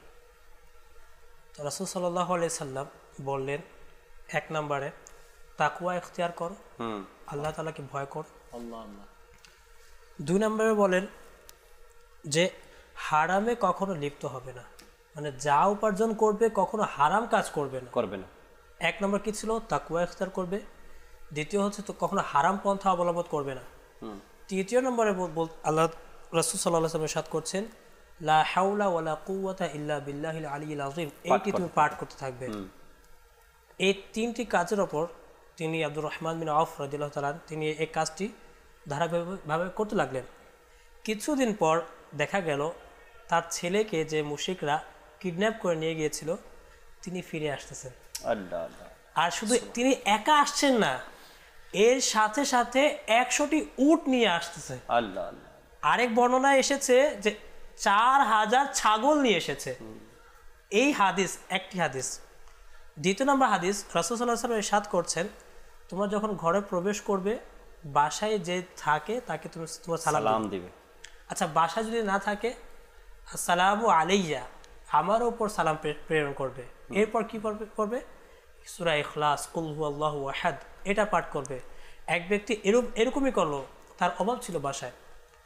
এই তিনটার উপর আমল করতে করতে একসময় এমন দেখা গেল সে এত বড় সম্পদশালী হয়ে গেল যে তার পাড়া প্রতিবেশীদেরকে সম্পদ বিলীন করতে লাগলো। আল্লাহ আল্লাহ আল্লাহ আল্লাহ, সুবহানাল্লাহ সুবহানাল্লাহ। এমনটাই হয় যদি আমরা ইসলামের দিকে তাকাই, তবে দেখা যায় এমনটাই, যখন কোনো ব্যক্তি হারাম উপার্জন করে না, হারাম উপার্জন করতে করতে করতে করতে একটা সময় আসে এমন এক দুর্ঘটনা তার উপরে চেপে বসে না।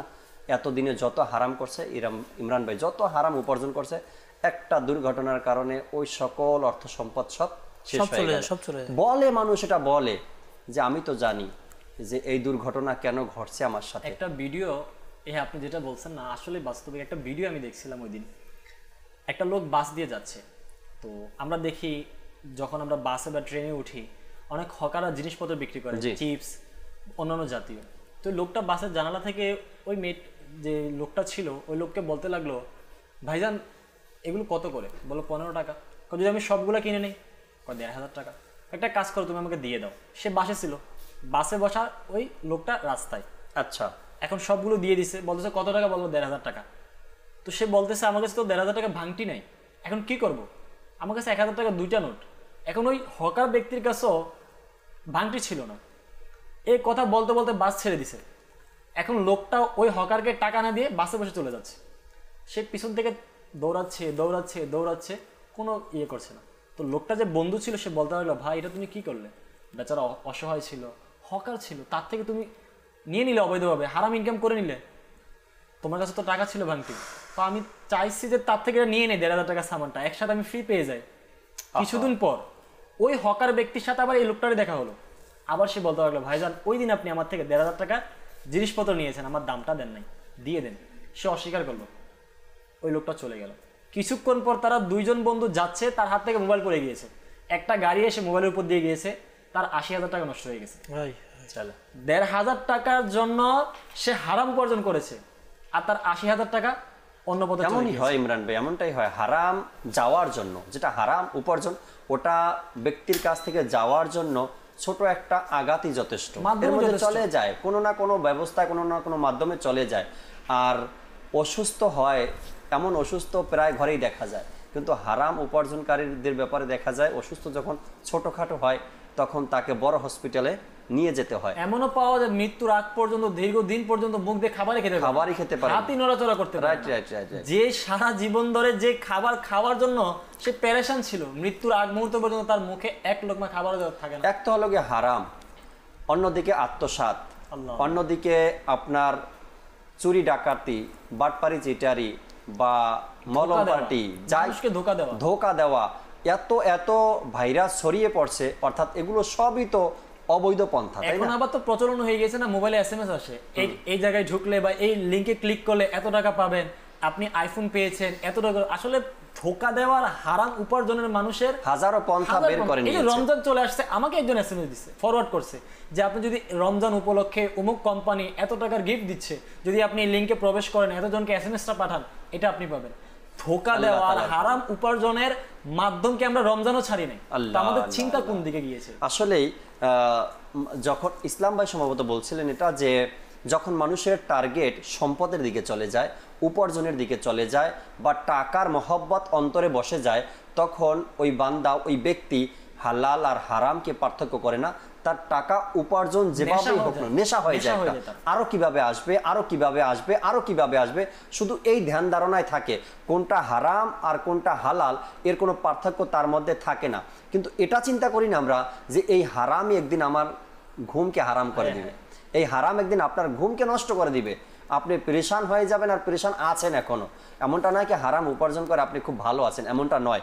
যারা হারাম উপার্জনের সাথে জড়িত, আমি তাদেরকে বলি, সত্যি করে আপনার নিজেকে নিজে প্রশ্ন করেন, আমি যে হারাম পন্থায় উপার্জন করি আমার মাও জানে না, আমি হারাম পন্থায় উপার্জন করি, আমার ঘরের লোক জানে না। আমি হারাম পন্থায় উপার্জন করি, আমার পাশের দোকানদার জানে না।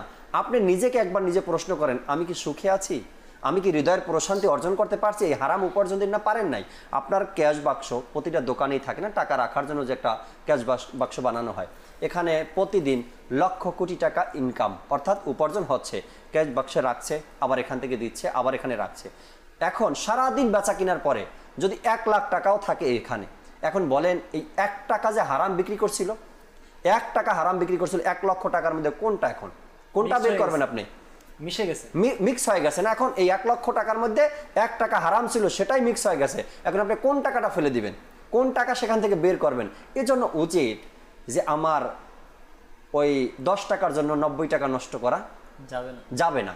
আমি 1 টাকা হারাম উপার্জন করতে গিয়ে, আচ্ছা দেখুন ছোট্ট একটা উদাহরণ যদি দেই, কি দিয়ে উদাহরণ দিব? হাতে রুমাল ব্যবহার করি না আমরা, হাতে রুমাল ব্যবহার করি 10 টাকা, হ্যাঁ, বা 15 টাকা বা 20 টাকা। একটু ভালো কাপড়ের হলে 20 টাকা নিয়ে চায় দোকানদার। এখন এটা বলতে গিয়ে এমন কিছু শব্দ যদি ব্যবহার করেন যার কারণে আপনার এটা হারাম হয়। অনেকে এটা বলে, আল্লাহর কসম এটা এতই টাকা, আমার হুজুর আপনার কাছে আমি লাভ করি নাই। আচ্ছা, অথচ তার জন্য লাভ করা জায়েজ, কিন্তু ওই মিথ্যা কথা বলার কারণে গেল, তার এটাও চলে গেল। হ্যাঁ, এটাও চলে গেল। এখন এই যে ব্যবসা করতে গিয়ে এতটুকু বলার কারণে, যে শব্দগুলো বলার কারণে ব্যবসাটা আপনার এটা হারাম হয়ে গেল। এখন এই হারামটা আপনি বিক্রি করলে হয়ে যেত, আপনি নিয়ে নিতে পারতেন, কিন্তু কসম কাটার কারণে, এটাই আছে, এতটুকুই আছে, এসব বলার কারণে যখন আপনার এটা হারাম হয়ে গেল বিক্রিটা, তখন আপনি বলেন আপনার উপার্জন থেকে এই টাকাটা কিভাবে বের করবেন? বের করার কোনো পন্থা নাই।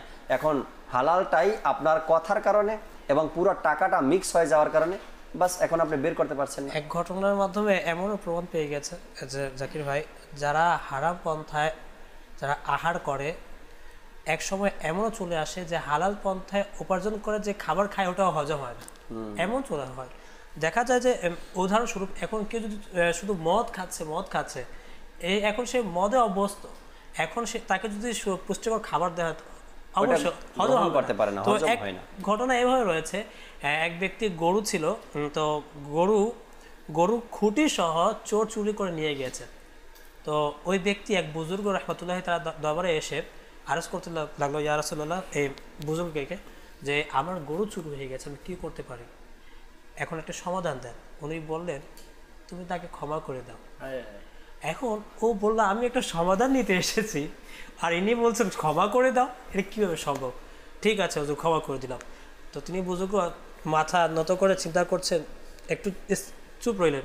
আবার বলেন, না তুমি অন্তর থেকে ক্ষমা করো না, তুমি অন্তর থেকে ক্ষমা করো। সে বলল, হুজুর কি বলছেন হুজুর, আমি অন্তর থেকে ক্ষমা করে দিলাম। এখন সে বাসায় গেল, শুধু এক রাত, সকালে দেখছে কি জানেন, যে তার গরু আবার ফিরে আসছে। এখন ও ব্যক্তি বুজুর্গ রহমতুল্লাহ তার বারগাহে এসে বলছে, হুজুর এখন তো আমি তাকে ক্ষমা করে দিয়েছিলাম, এখন তো গরু তো আমার না, আমি কি করব? এখন উনি বলছেন কে, দেখো ও ছিল হারামে অভ্যস্ত, ও হারাম পন্থায় করতো, খেত, অভ্যস্ত ছিল। এখন তুমি যখন ক্ষমা করনি, তার জন্য কি ছিল? হারাম ছিল সেটা। এখন তুমি অনুমতি দিয়েছো, ক্ষমা করে দিয়েছো, এর মানে কি ওর জন্য হালাল হয়ে গেছে। এখন এর দ্বারা ও যে দুধ খাচ্ছে বা এটা করছে, ওর পেটে হজম হচ্ছে না, এই জন্য কি করছে, ও গরুকে ছেড়ে দিতে, এটা নিয়ে আমার কোনো লাভ নেই। তো যারা হারাম পন্থায় যারা উপার্জন করে, আহার করে, যদি অভ্যস্ত হয়ে যায়, কখনো তার হালাল উপার্জন কখনো হজম হবে না। আল্লাহ আল্লাহ আল্লাহ। ইমামে আজম রহমতুল্লাহি তাআলার ব্যাপারে একটু আগে শুনছি আমরা। ইমামে আজম রহমতুল্লাহি তাআলার কাছে এক ব্যক্তি এসেছিলেন, এসে তার সন্তান কথা শুনে না, তার সন্তান কথা শুনে না, কাজে আসে না কোনো। যদি বলে ডানে যেতে, তো সন্তান বামে যায়, তো বাপে যেটা বলে তার উল্টাটা করে। তা তার ইমামে আজম রহমতুল্লাহি তাআলার কাছে এসে বললেন, ইয়া সাইয়্যিদি, আমার সন্তান তো একদম খারাপ হয়ে গেছে, আমার কথাই শুনে না। তখন ইমামে আজম রহমতুল্লাহি তাআলা বললেন, কি এই জমানায় আপনার সন্তান কথা শুনবে না, এটা তো হতে পারে না। বর্তমান যে ওনার যে জমানা ছিল, ইমামে আজম রহমতুল্লাহি তাআলার এক ভিআইপি জমানা ছিল না, আল্লাহওয়ালা ব্যক্তিরা বেশি ছিলেন ওই জমানা, ওলামা একরামের একটা যুগ ছিল তখন। তো তিনি বলেন, এই বর্তমান সময় আপনার সন্তান কথা শুনবেন, এটা হতে পারে না, হয়তো আপনার কোনো ভুল এখানে আছে। তো ওই ব্যক্তি মাথা নত করে দিলেন। ইমাম আজম রহমতুল্লাহি তাআলা বুঝে গেছেন যে তার মধ্যেই কোনো না কোনো ভেজাল আছে। তখন তিনি জিজ্ঞাসা করলেন, আপনি কি উপার্জন যে করেন 100% কি হালাল উপার্জন করেন আপনি? তখন ওই ব্যক্তির চোখের পানি ছেড়ে দিলেন আর বললেন, আজকে অনেক বছর ধরে আমি একটা হারাম ব্যবসার সাথে জড়িত, আর এর কারণে না আমার স্ত্রী আমার কথা শুনে, না আমার সন্তানরা আমার কথা শুনে, পুরা সবাই আমার বিরোধিতা, অর্থাৎ কেউ আমার কথা শুনে না। ইমাম আজম রহমতুল্লাহি তাআলা বললেন, এই কথা না শোনার কারণ, সবচাইতে বড় কারণ হলো আপনার হারাম উপার্জন। যতদিন আপনি এটা বন্ধ না করবেন ততদিন স্ত্রী পুত্র আপনার কোনো কাজে না দুনিয়াতে আসবে না আখেরাতে আসবে না তারা। তো এজন্য আমাদের উচিত হালাল উপার্জনের পথ বেছে নেওয়া, হারামকে ত্যাগ করা, হারামকে বর্জন করা। আল্লাহ তাআলা সেই তৌফিক আমাদেরকে দান করুন। আমিন। দোয়াও করা উচিত যে আল্লাহুম্মা রযুকনা ইলমান নাফিআ ওয়া রিজকান তাইয়্যিবা। আমাদের ইমাম সাহেব দোয়া করেন আল্লাহ আমাদেরকে রিজকে হালাল দান করুন। জি জি, আমাদের দোয়া করা উচিত যাতে করে দোয়ার মাধ্যমে আমাদের হালাল রিজিকের ব্যবস্থা আল্লাহ তাআলা করে দেন। সাল্লু আলাল হাবিব সাল্লাল্লাহু তাআলা আলা মুহাম্মদ সাল্লাল্লাহু তাআলা আলাইহি ওয়াসাল্লাম। নেই যে কোনো ভরসা হে ভাই মোদের জীবনে।